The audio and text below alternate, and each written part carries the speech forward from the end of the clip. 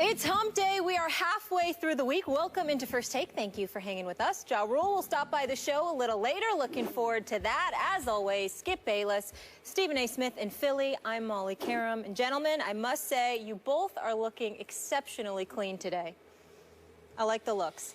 Good morning. How y'all doing? How y'all doing? You know, at least Molly could pick a side just one day. I don't care. You pick his side. Just say one of us looks better than the other. I'm good. I'll do it. You look better than I look today. I give you that. Whatever. Way to go. Whatever. I was trying to be nice, and it was the truth. You're trying to. GQ might call today. Yeah, you're trying to fence ride. Whatever. Yeah. Whatever. How are you, Stephen A.? I'm doing all right. Let's roll. Let's roll. Let's go. All right. Another rough night for the Lakers. We just heard Kobe's frustration after the Nuggets handed the Lakers their fourth straight loss to open the season. Stephen A., can Kobe turn it around? I don't think so.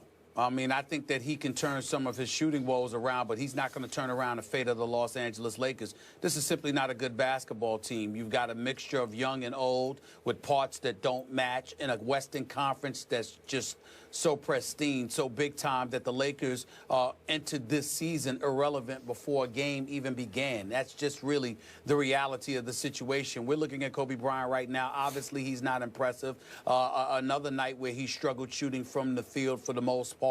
It wasn't 31%, but it is what it is. 31% shooting coming in the last night from the field, 20% shooting from three-point range. He's Kobe Bryant. I have to believe that ultimately he'll get himself going in terms of actually making more shots, because it's not like he's being on lockdown and can't get off of his own shot. But in the end, this is the game of basketball, Skip Bayless, and what we have to take, what we have to take into account is the level of talent that is playing alongside him. D'Angelo Russell may have all the potential in the world, but he's a rookie, okay? Swaggy P has become a caricature of himself. You look at this kid, Julius Randle, didn't play his rookie campaign because he got hurt the first game of the season, and he was raw coming out of Kentucky. So he's got some development to do. So essentially, he is a rookie himself. And then you take into account your experienced front line players. Even though Louis Williams can give you something off the bench tantamount to what Swaggy P, Nick Young could give you, if not better. In the end, he's but so limited because you've got Kobe and you've got Clarkson to consider. And then when you look at your front line, you've got a guy in Brandon Bass that can hit open shots and defend, but he's an average player. Let's just call it what it is. And then you look at a guy like Roy Hibbert, who lost some pounds in the offseason. I suppose some people thought that would make him faster, but he's still as slow as a snail compared to the competition in the Western Conference. And in today's NBA basketball game, you get up and down the floor. You run. There are fives who are really stretch fours, and this is what they do. Everybody's stretched to some degree. You've got to be, unless you have surreal defensive prowess like a Dwight Howard, like a Hassan Whiteside, or you've got big-time offensive skills like a DeMarcus Cousins, who I believe to be the best big man in the game. The fact of the matter is the game is devoid of prototypical quintessential centers. Not that back to the basket, formidable big man that nobody can guard. No, this is a different day. It's a different game. And Roy Hibbert seems outdated in today's game. So when you take all of those things into consideration and then you couple it with the dysfunctionality that is the Los Angeles Lakers, with a boss in Jeannie Buss who refuses to fire her brother, who refuses to push this franchise in a forward direction by recognizing he needs to go, there's no way Kobe can overcome all of that. He's only human, and on top of that, he's 37 years of age. He ain't what he used to be.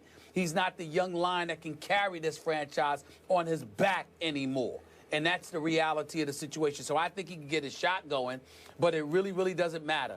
We said the Lakers were going to stink coming into this season, and that's where they are right now. And it's not going to get much better. And by the way, as much love as I have for Byron Scott, I believe he's in the wrong place. The only reason he's a Lakers coach is because he's a part of that franchise. In the end, he's better off coaching veterans who have established what they can do on the NBA level. To try to teach guys to get to that point, I don't think that's where Byron Scott's strength is. I think he's the kind of guy that needs to have a veteran squad, and I think he can do special things with a veteran squad. But with a young crop, teaching them how to play the game of basketball, how to be professionals, how to adjust to playing on this level, that's going to take some time. And he doesn't have that on his side. So you don't have the leadership, you don't have the coach, you don't have the players, which means you don't really have a basketball team.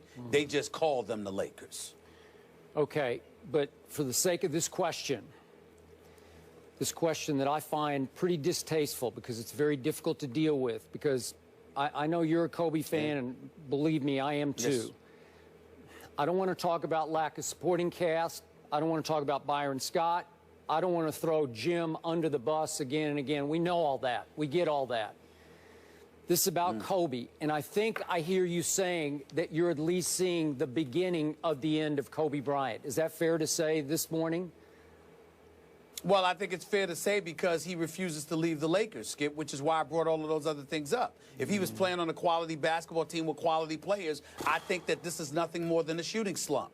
But with the Lakers, when you don't have anything to work with, I think it's worse than that because you're on the Lakers. I'm not sure about that. Back to Molly's original question, can he turn this around? Yeah, obviously he can turn his shooting around a little, but I don't think he can turn his game around a whole lot. I think that best case scenario that we're going to see Kobe Bryant, if he does, quote unquote, turn it around, still be a shell of his former Black Mamba self. I'm now convinced we're never going to see that guy again. Not after 2 debilitating major injuries and surgeries that he's been through at his advanced age, and we've talked all about how many games he's played, 20th NBA season. I'm sorry, I'm seeing a guy who just realized and was shocked by the fact that Father Time has tapped him on the shoulder. And I never thought I'd see Kobe Bryant lose his confidence, but Stephen A., I know it's only 4 games in, but I watched last night. He just looked shell-shocked. He looked like a guy who's looking down at his body saying, go, you know, come with me. Come, and the body won't go with the spirit, won't go with the heart, won't go with the guts anymore. And Kobe's just reduced to a spot-up shooter who has completely lost his confidence.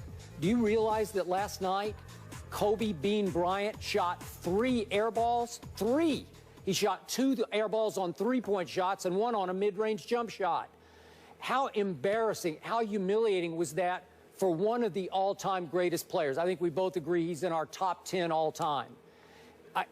Look, I'm seeing the beginning of the end, and I don't enjoy this, but that's what I saw last night. I saw a guy who can't even, to me, I'm sorry, I can't see him playing another year after this one. You make your case about could he go elsewhere? I don't know, maybe be rejuvenated by playing with a really good team or another superstar.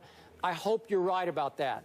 That's not the guy I saw last night. And Stephen A. That's fair. Late in the game, there was a play that caught my eye. It wasn't the deciding play of the game, but it was still, the game was still hanging in the balance.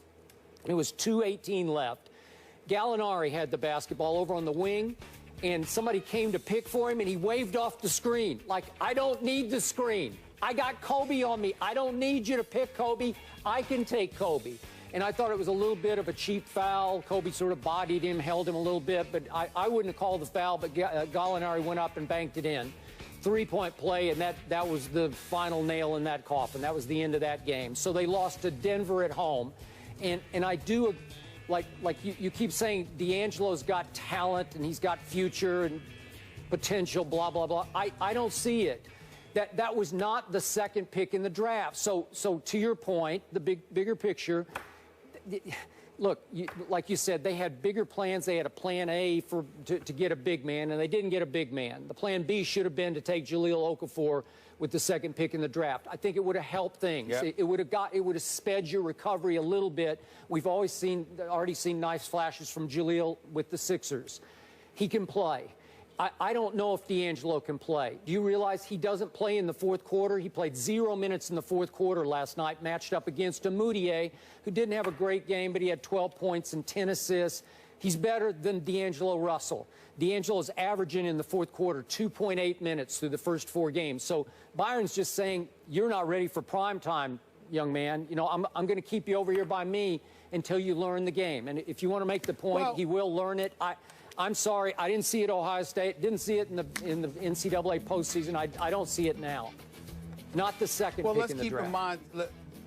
Let's keep in mind, even though he didn't have a good shooting performance, no question about that, Louis Williams did have 24 points. He hit 16 of 19 from the field, from the free throw line, I'm sorry. And you got to remember, Skip, that he's the guy. He can play that point guard spot, even though he's not really a point, he's a scorer. So if you're the Los Angeles Lakers and you're usually operating from a deficit, you don't need a point guard to come in there and run your team. You need guards who can put the ball in the hole, which is more Louis Williams than D'Angelo Russell. And since the Lakers are operating on a deficit each of these 4 games in the fourth quarter, I can understand why D'Angelo Russell's minutes are limited to some degree, because you're not asking him to run the team at that point. You're looking for somebody to erase a deficit and put the ball in the hole. Now back to Kobe. I do believe there's some dissipated level of skill. That's undeniable. Father Time seems to be catching up rapidly. Like I told you, it doesn't sneak up on you. It's just like, boom, it just arrives, you know, at a moment's notice. And all of a sudden you wake up one day and you're just not what you used to be. We understand that. But the flip side, Skip, allow me to bring up Michael Jordan in this respect, okay? And can somebody get that music out my ear, please? I'd appreciate it. I'm talking. Here's the deal. When you're talking about Kobe Bryant, do you remember Michael Jordan, Skip, when he was with the Wizards? Yep. He clearly wasn't the Michael Jordan that was with the Bulls. But the flip side is, had he been on a better team, you're trying to tell me he could not have helped that team? Of course he could have, because he's MJ and he knows what to do. And even though he wasn't himself, he was still good enough and better than most to be able to help if he had had a team around him. The problem is he was being asked to carry a hefty load. That is the case with the Los Angeles Lakers. If Kobe were on the Clippers, if Kobe was on some other team that was far more talented and respectable than the Los Angeles Lakers, I think we'd see a Kobe that would look better than he's looking. The problem is Kobe, in order to be effective, has to be Kobe that we've all known and loved all of these years on these Lakers.